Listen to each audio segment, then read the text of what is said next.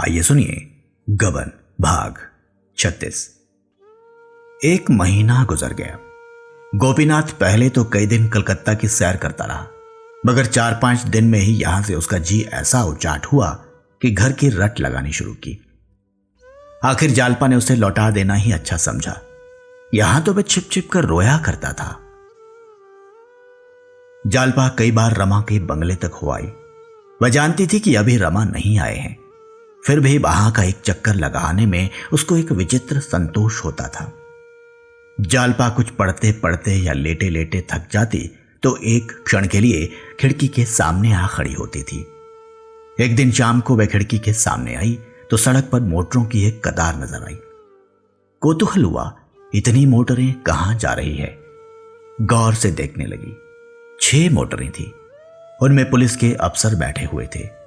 एक में सब सिपाही थे।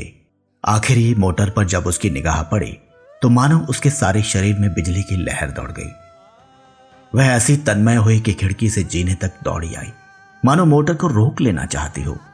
पर इसी एक पल में उसे मालूम हो गया कि मेरे नीचे उतरते उतरते मोटरें निकल जाएंगी। वह फिर खिड़की के सामने आई। रमा अब बिल्कुल सामने आ गया था। उसकी आंखें खिड़की की ओर लगी हुई थी। जालपा ने इशारे से कुछ कहना चाहा पर संकोच ने उसे रोक दिया। ऐसा मालूम हुआ कि रमा की मोटर कुछ धीमी हो गई है। देवीदीन की आवाज भी सुनाई दी, मगर मोटर रुकी नहीं। एक ही क्षण में वह आगे बढ़ गई, पर रमा अब भी रह रहकर खिड़की की ओर ताकता जाता था।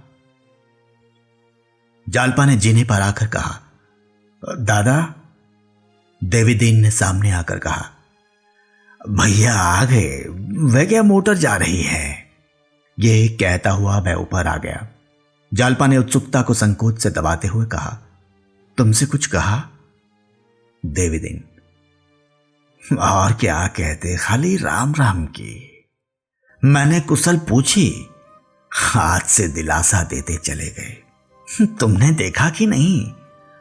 जालपा ने सिर झुकाकर कहा, देखा क्यों नहीं, खिड़की पर जरा खड़ी थी।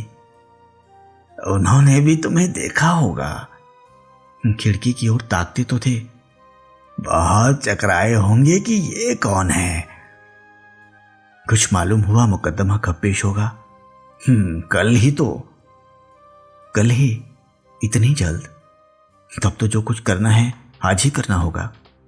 किसी तरह मेरा खत उन्हें मिल जाता तो काम बन जाता। देवीदीन ने इस तरह ताका मानो कह रहा है, तुम इस काम को जितना आसान समझते हो उतना आसान नहीं है। जालपा ने उसके मन का भाव ताड़कर कहा, क्या तुम्हें संदेह है कि वे अपना बयान बदलने पर राजी होंगे। देवीदीन को अब इसे स्वीकार करने के सिवा और कोई उपाय न सूझा। बोला, हाँ बहू जी, मुझे इसका बहुत अंदेशा है, और सच पूछो तो है भी जोखिम।